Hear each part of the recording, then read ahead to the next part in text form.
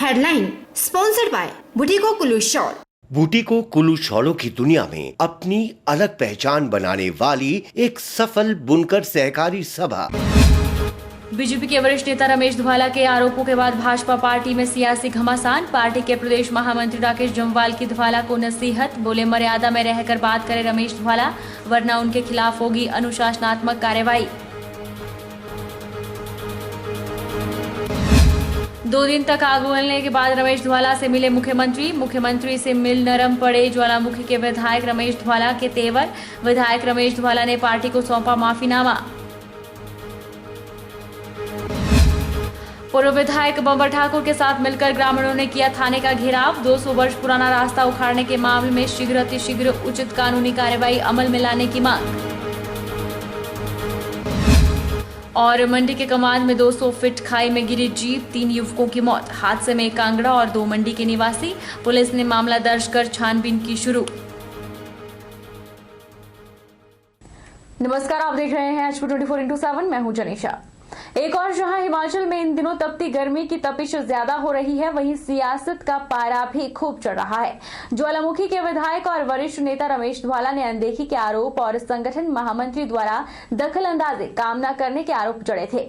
इसी मामले पर प्रदेश भाजपा महामंत्री राकेश जम्वाल द्वारा धवाला को नसीहत दी गई है कि धवाला अपनी मर्यादा में रहकर बात करें, वरना उनके खिलाफ अनुशासनात्मक कार्रवाई की जाएगी। जम्वाल ने यहां तक कहा कि संगठन सरकार बनाते हैं, सरकार संगठन नहीं।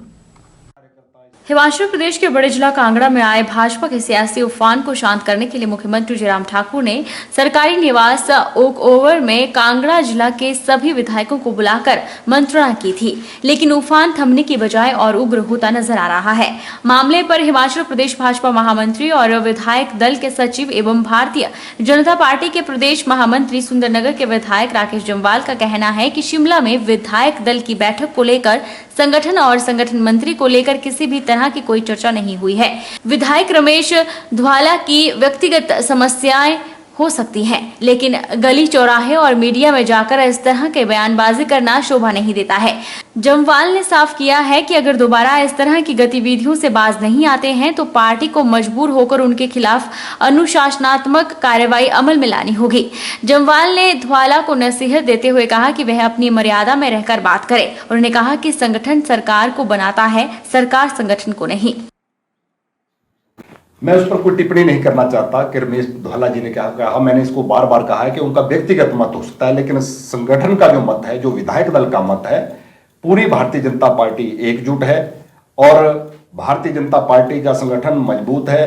सभी विधायक मुख्यमंत्री जी के नेतृत्व में एकजुट हैं और पवन राणा जी के खिलाफ इस प्रकार की अभद्र टिप्पणी करना, इस प्रकार से कहना, यह अशोभनीय है। किसी भी भारतीय जनता पार्टी के विधायक को, किसी कार्यकर्ता को ये शोभा नहीं देता है, क्योंकि संगठन मंत्री एक प्रचारक अपना घर बार छोड़कर अपना जीवन पार्टी संगठन के लिए, समाज के लिए समर्पित करने वाले कार्यकर्ता होते हैं। इसलिए उनके खिलाफ इस प्रकार की टिप्पणी करना मुझे लगता है कि वो न्याय संगत नहीं है, जिसका हम खंडन करते हैं और धवाला जी से भी निवेदन करते हैं कि वो अपनी मर्यादाओं में रहकर इन सारी बातों का जिक्र करें। ऐसा मेरा उनसे भी निवेदन। 2 दिन ज्वालामुखी के विधायक और भाजपा के वरिष्ठ नेता रमेश धवाला ने संगठन मंत्री पवन राणा के खिलाफ खूब आग उगली। समय की नजाकत को समझते हुए मुख्यमंत्री जयराम ठाकुर को धवाला को सुबह सवेरे ही अपने सरकारी आवास बुलाना पड़ा और उनको समझा बुझाकर वापस भेज दिया गया। मुख्यमंत्री जयराम ठाकुर से मुलाकात के बाद रमेश धवाला मीडिया के सामने आने से भी बच रहे हैं। धवाला ने कहा कि मुख्यमंत्री के साथ मंत्रणा के बाद कई चीजों का आश्वासन मिला है, इसलिए मीडिया में अब ज्यादा कुछ नहीं बोलेंगे। वहीं ज्वालामुखी के विधायक रमेश धवाला ने पार्टी को माफीनामा भी सौंपा। इस बारे में करेंगे, वो आरएसएस के बंदे ने पूरी वो कहानी सुनाई है, पूरी कहानी सुनाई है। देख लो आप, देख लो आरएसएस का डेरा सुनील कुमार का नाम। मुख्यमंत्री जी के पास क्या बात रखेंगे आप अपनी? क्या हुआ मुख्यमंत्री, मैंने क्या रखनी, मैंने जो रखनी वो आपके सामने रख दी, पब्लिक के सामने रख दी, और मुख्यमंत्री ने मेरे सामने क्या बात रखनी वो बात जा करके पता चलेगा। ज्वालामुखी मंडल का मैंने देखा नहीं, मैं डॉक्टर के पास किया था, मुझे पता नहीं है, लेकिन ये लड़का कह रहा था कि मंडल की जो मीटिंग हुई है, मंडल की मीटिंग में जो देरा से आरएसएस का व्यक्ति है उसने डट कर इस पवन राणा की पोल जो अब खोली है, वहाँ देख लीजिए आप कहाँ। भाजपा में मची अंतर्कलह में शिमला ग्रामीण के विधायक विक्रमादित्य सिंह भी कूद पड़े हैं। भाजपा की आपसी लड़ाई पर चुटकी लेते हुए विक्रमादित्य सिंह ने कहा कि भाजपा की आपसी बहस में वे नहीं पड़ना चाहते हैं, लेकिन जिस तरह विधानसभा के एक सदस्य ने चुने हुए सदस्यों के साथ भेदभाव के आरोप लगाए हैं, उन पर गौर करने की जरूरत है। जब भाजपा के सदस्यों की ही अनदेखी हो रही है तो कांग्रेस के सदस्यों की हालत आप समझ सकते हैं। कांग्रेस के विधायकों के काम में रोड़ा अटकाने की कोशिश की जा रही है। मगर हमारा केवल कांग्रेस पार्टी में रहते हुए इतना स्टैंड है कि जो अंतरकला इनका भाजपा के अंदर मचा हुआ है और जिस तरीके से एक दूसरे की ये टांग खींच रहे हैं, इसका नुकसान हिमाचल प्रदेश की जनता को नहीं होना चाहिए, क्योंकि आज भाजपा प्रदेश में सत्ता में है, उनकी जिम्मेवारी हमसे ज्यादा प्रदेश के लिए है। और इसलिए इस तरीके का जो अंतरकला इनका मचा हुआ है, इस तरीके का जो जिला कांगड़ा को ये लोग इग्नोर कर रहे हैं, इसका नुकसान विधायक को नहीं हो रहा है, इसका नुकसान राकेश धवाला जी को नहीं हो रहा है, इसका नुकसान राकेश पठानिया जी को नहीं हो रहा है, इसका नुकसान नूरपुर की जनता को हो रहा है, इसका नुकसान ज्वाला जी की जनता को हो रहा है, इसका नुकसान कांगड़ा के और जिलों को हो रहा है। ये भाजपा सरकार के कार्यकाल में कांगड़ा की हो रही घोर अनदेखी को लेकर अब भाजपा के विधायक ही पुष्टि कर अपनी मोहर लगा रहे हैं। कांग्रेस पार्टी इस विषय पर काफी अरसे से आवाज उठा रही थी, लेकिन सरकार आंखें मूंद कर बैठी हुई थी। यह अजय महाजन ने कहा।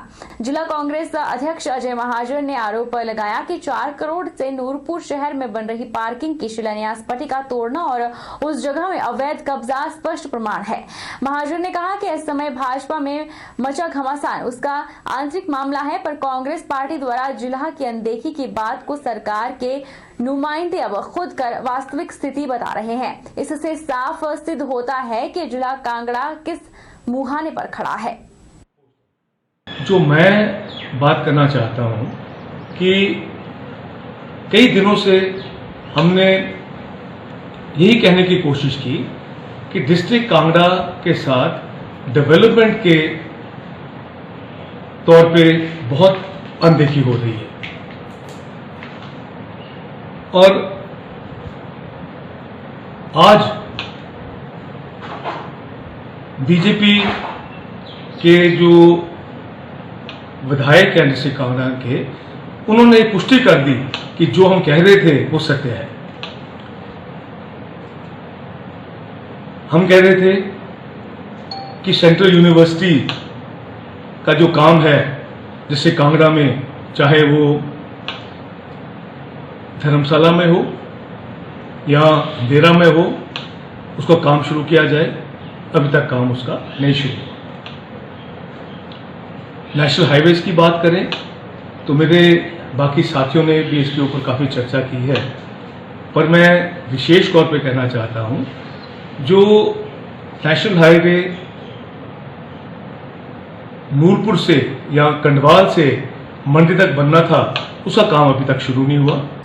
पूर्व मंत्री और मंडी जिला कांग्रेस कमेटी अध्यक्ष प्रकाश चौधरी ने मंडी में पत्रकार वार्ता का आयोजन कर जल शक्ति मंत्री महेंद्र सिंह ठाकुर के आरोपों पर पलटवार किया। उन्होंने कहा कि हम लोग बिलों में छुपने वाले नहीं हैं। कांग्रेस पार्टी हमेशा आगे रही है, आगे रहेगी। कोरोना काल में हमारे पदाधिकारी कार्यकर्ता गांव-गांव में गए और लोगों से मिले। उन्होंने भाजपा पर निशाना साधते हुए कहा कि कोरोना काल में गुजरात और हिमाचल प्रदेश में वेंटिलेटर घोटाला हुआ। एक और जहां देश और प्रदेश कोरोना जैसी महामारी से जूझ रहा है और लोग अकाल मौत का शिकार हो रहे हैं, वहीं कोरोना काल में स्वास्थ्य विभाग में वेंटिलेटर के कथित घोटाले को लेकर हिमाचल प्रदेश की राजनीति गर्मा गई है और कांग्रेस व भाजपा आमने सामने आ गई है।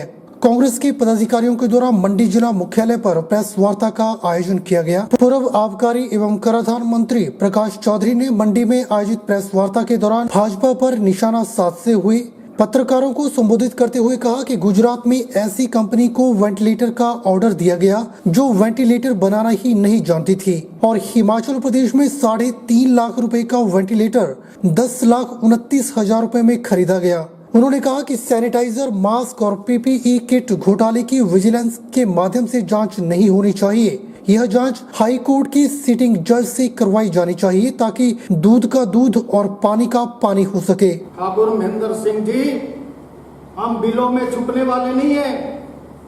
हमारी कांग्रेस पार्टी हमेशा आगे रही है, आगे बढ़ेगी। और हमारे कांग्रेस पार्टी का कार्यकर्ता बढ़कर आगे रहता है। हमारे पदाधिकारी वर्कर गांव-गांव में गए, लोगों से मिले, उनका हाल पूछा, उसकी चिंता थी उन्हें। हिमाचल प्रदेश और गुजरात दोनों में वेंटिलेटर का घोटाला। गुजरात में गुजरात सरकार ने एक ऐसी कंपनी को 5000 वेंटिलेटर का ऑर्डर दिया जो कंपनी वेंटिलेटर बनाना ही नहीं जानती थी, एक उपलब्ध। और हिमाचल प्रदेश में वेंटिलेटर खरीदे गए और 3-3.5 लाख का वेंटिलेटर 10,29,000 में, और उसके बाद जीएसटी लगेगी, वो उन्होंने खरीदा।